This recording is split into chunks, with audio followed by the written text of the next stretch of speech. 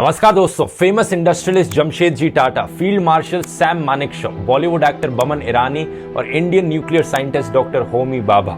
जानते हैं इन सब के बीच में क्या कॉमन है? ये सब एक ऐसी कम्युनिटी से बिलोंग करते हैं इंडिया में जिसकी पॉपुलेशन बहुत कम है, लेकिन ये कम्युनिटी शायद से इंडिया की सबसे अमीर और सबसे सक्सेसफुल कम्युनिटी रही है, Parsis. India now has the most Zoroastrians and the community there is wealthy and influential. They're known as Parsis, meaning Persians. It's a religion which in fact encourages capitalism, but capitalism with a very important social responsibility that if you've made a lot of money, you must learn to share it. I love the idea that the community is seen as a slightly eccentric, slightly weird, slightly strange community, but very loved.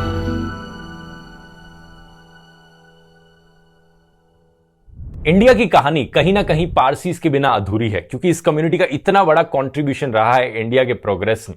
India की पहली steel mill, India की पहली commercial airline, India का पहला luxury hotel, Asia का पहला stock exchange, इन सब के पीछे कोई ना कोई पारसी रिस्पॉन्सिबल। लेकिन फिर भी पारसीज की कहानी इंडिया में शुरू नहीं होती। पारसी शब्द का मतलब होता है पर्शियन भाषा में। आज के दिन हम इस शब्द का इस्तेमाल करते हैं एक स्पेसिफिक माइनॉरिटी कम्युनिटी के लोगों के लिए, वो लोग जो 8th से 10th सेंचुरी के बीच में ईरान से इंडिया आए थे। इस कम्युनिटी के लोग एक रिलीजन में मानते हैं जिसका नाम है ज़ोरास्ट्रियनिज्म। हिंदुइज्म, इस्लाम और क्रिश्चियनिटी जैसा ही एक धर्म है ज़ोरास्ट्रियनिज्म, लेकिन उतना पॉपुलर नहीं है इन तीनों धर्म जितना। इसी रीजन से इस कम्युनिटी के लोगों को ज़ोरास्ट्रियंस करके भी पुकारा जाता है। ज़ोरास्ट्रियनिज्म को माना जाता है कि यह दुनिया का सबसे पुराना मोनोथीस्टिक रिलीजन है, जिसकी शुरुआत ईरान में हुई थी आज से करीब 4000 साल पहले। मोनोथीज्म मतलब इस धर्म में मानने वाले लोग मानते हैं कि सिर्फ एक ही सुप्रीम गॉड है, सिर्फ एक ही भगवान है। इसका ऑपोजिट होता है पॉलीथीज्म, जिसमें लोग मानते हैं कि मल्टीपल गॉड्स हैं, मल्टीपल भगवान होते हैं। तो हिंदुइज्म एक पॉलीथीस्टिक रिलीजन है और इस्लाम, क्रिश्चियनिटी जैसे रिलीजन्स मोनोथीज्म की कैटेगरी में आते हैं। हालांकि क्रिश्चियनिटी को लेकर काफी चर्चा होती है कि वो एक्चुअली में एक ही भगवान में मानते हैं या 3 में मानते हैं, तो उसे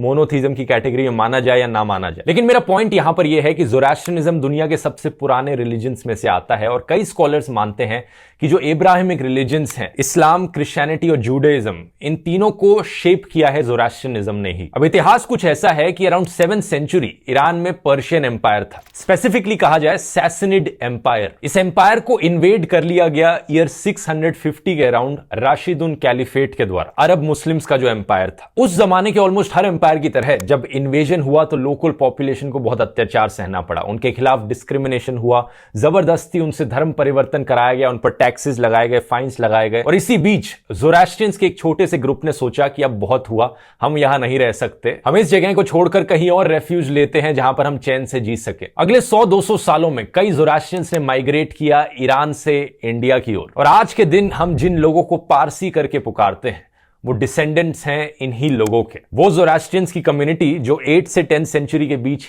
इंडिया आई थी। मेनली 2 रीजंस बताए जाते हैं इनके इंडिया आने के पीछे। एक तो था कि अपने रिलीजन, अपने कल्चर को प्रोटेक्ट करना, और दूसरा यहां पर कुछ इकोनॉमिक फैक्टर्स भी बताए जाते हैं। बहुत से उस जमाने के मर्चेंट्स इंडिया आए थे क्योंकि नॉन मुस्लिम मर्चेंट्स पर टैक्स ज्यादा लगाया जाता था। अपने बिजनेसेस को बचाने के लिए, अपने लाइवलीहुड्स को बचाने के लिए वो आए। अब यहां पर एक और माइग्रेशन हुआ था ईरान में रहने वाले ज़ोरास्ट्रियंस का 19th और 20th सेंचुरी के बीच में। लेकिन हम उन लोगों के डिसेंडेंट्स को पारसी करके नहीं बुलाते, हम उन्हें ईरानी करके बुलाते हैं। ये एक मेजर डिफरेंस है यहां पर पारसीज और ईरानी के बीच में। और ये डिफरेंस बनाना जरूरी है क्योंकि कोई भी कम्युनिटी अगर हजारों सालों से एक जगह पर रहने लग रही है और दूसरी तरफ एक कम्युनिटी है जो सिर्फ 100-200 साल पहले ही शिफ्ट करी है, तो उनके जो कल्चर है, उनकी लैंग्वेज है, उनका लाइफस्टाइल है, उसमें बहुत डिफरेंस आ जाता है। तो पारसीज और ईरानीज, हालांकि दोनों ज़ोरास्ट्रियंस हैं, लेकिन दोनों में यहां पर एक डिफरेंस है। तो पारसीज की अगर बात करें, इसका कोई क्लियर कट रिकॉर्ड नहीं है कि एक्चुअली हुआ क्या जब ये इंडिया आए, तो इनकी जर्नी कैसी रही थी, इन्हें इंडिया में कैसे रिसीव किया गया, क्योंकि ये बहुत पुरानी बात है, आज से ऑलमोस्ट 1500 साल पुरानी बात है। और हिस्ट्री की बात ही कुछ ऐसी है दोस्तों कि जितना आप टाइम में पीछे जाते हो उतना ही मुश्किल हो जाता है जानना कि एग्जैक्टली क्या हुआ था। जितनी रीसेंट हिस्ट्री होती है हमें उतना ही ज्यादा पता होता है उन चीजों के बारे में। जैसे ब्रिटिश राज के बारे में हमें बहुत कुछ पता है क्योंकि बहुत सारा क्लियर कट रिटन रिकॉर्ड है। उसके बाद मुगलों के बारे में बहुत कुछ पता है क्योंकि वो सिर्फ 300-400 साल पुरानी बात है। फिर जितना ही टाइम में आप पीछे जाते जा रहे हो उतने ही कम हमारे पास हिस्टोरिकल रिकॉर्ड्स रखे हैं। पारसीज की जर्नी को लेकर सिर्फ एक रिटन रिकॉर्ड है हमारे पास, किस्सा संजन नाम से। ये एक पोएम है जो 16th सेंचुरी में लिखी गई थी, यानी करीब 800 साल बाद उनकी जर्नी के। इस पोएम के अनुसार ज़ोरास्ट्रियंस की छोटी कम्युनिटी बोट्स में अरेबियन सी पार करके इंडिया की तरफ आई, दीव नाम के एक आइलैंड पर। वहां पर ये लोग करीब 19 साल तक रहे और फिर इन्होंने डिसाइड किया कि ये मेनलैंड इंडिया में रिलोकेट कर लेंगे, वहां पे इकोनॉमिक अपॉर्चुनिटीज ज्यादा है। इसी तरीके से ये आ गए गुजरात में संजन शहर में। किस्सा है संजन के अकॉर्डिंग, वहां पर एक लोकल महाराजा राणा थे और ज़ोरास्ट्रियंस के इस ग्रुप ने डिसाइड किया कि वो अपने एक प्रीस्ट को सिलेक्ट करेंगे जो महाराजा से जाकर बात करेंगे। जब उन्होंने मांग करी कि प्लीज हमें यहां पर रेफ्यूज लेने दो आपके किंगडम में, तो राजा बड़े डाउटफुल थे इसको लेकर।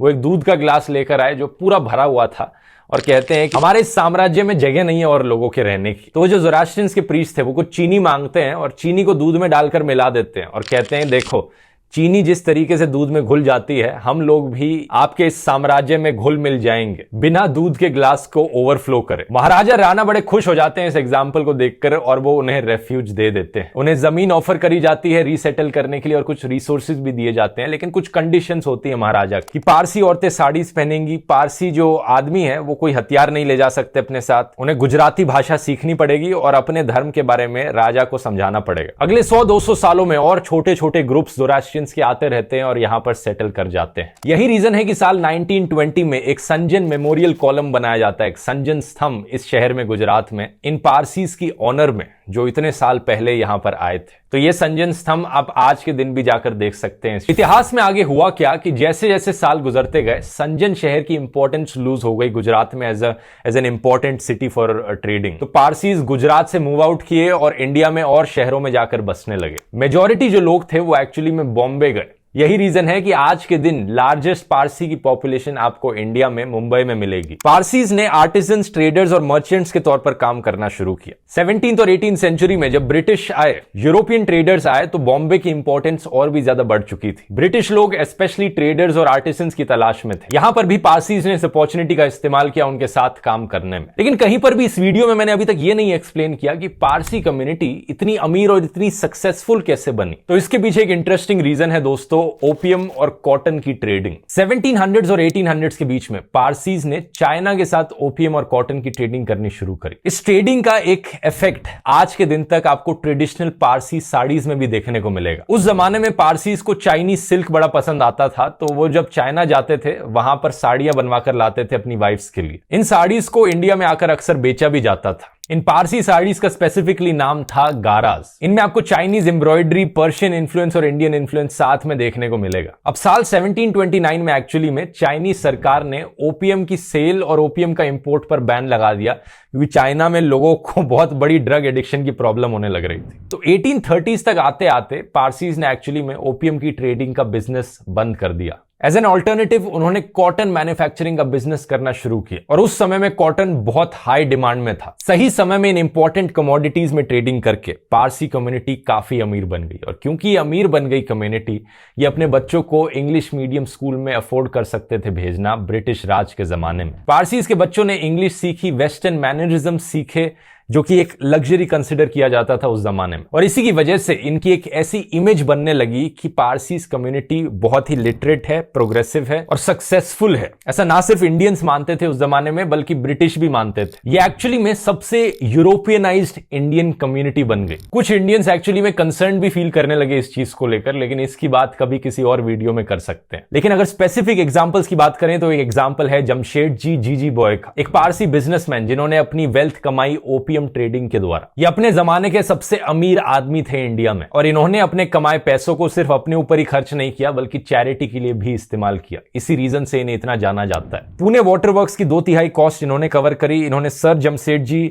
स्कूल ऑफ आर्ट बनाया, जो कि ओल्डेस्ट आर्ट कॉलेज है मुंबई में। इन्होंने जमशेदजी हॉस्पिटल बनाया, जो कि आज के दिन ग्रांट मेडिकल कॉलेज मुंबई का पार्ट है। और ये एक ऐसी चीज है जो आपको ज्यादातर पारसीज में देखने को मिलेगी कि वो बहुत चैरिटेबल होते हैं, अपने पैसों को अक्सर डोनेट करते हैं कम्युनिटी के लिए, सोसाइटी के लिए। और इसके पीछे रीजन कहीं ना कहीं ज़ोरास्ट्रियनिज्म में छुपा है। ज़ोरास्ट्रियन थियोलॉजी के अकॉर्डिंग अच्छे शब्द बोलना, अच्छी चीजें सोचना और अच्छी चीजें करना, यही है जो बुराई को हरा सकता है। तो बहुत से ज़ोरास्ट्रियंस एक्चुअली में अच्छी चीजें करते हैं, गुड डीड्स परफॉर्म करते हैं। बड़े हॉस्पिटल्स बनाना, बड़े स्कूल्स बनाना या गरीब लोगों की सहायता करना। आज के दिन पारसी कम्युनिटी की पॉपुलेशन सिर्फ 0.006% है टोटल इंडियन पॉपुलेशन में। ऑफिशियल रिकॉर्ड्स के अकॉर्डिंग सिर्फ 57,000 पारसीज अप्रोक्सीमेटली रहते हैं इंडिया में। ये एक बहुत ही छोटा नंबर है, लेकिन अगर आप इनकी कॉन्ट्रीब्यूशंस देखोगे तो आप भी हैरान रह जाओगे। टाटा, गोदरेज और वाडिया जैसी पारसी फैमिलीज टॉप इंडस्ट्रियलिस्ट में रही हैं इंडिया के। जमशेदजी टाटा को फादर ऑफ इंडियन इंडस्ट्रियलाइजेशन करके बुलाया जाता है। उन्होंने टाटा ग्रुप की स्थापना करी और जमशेदपुर शहर की भी स्थापना करी। उनके ही रिलेशन में जेआरडी टाटा इंडिया के पहले लाइसेंस्ड पायलट बने। एयर इंडिया की स्थापना करी, लेकिन इसके अलावा Tata consultancy service, Tata motors, Tata salt,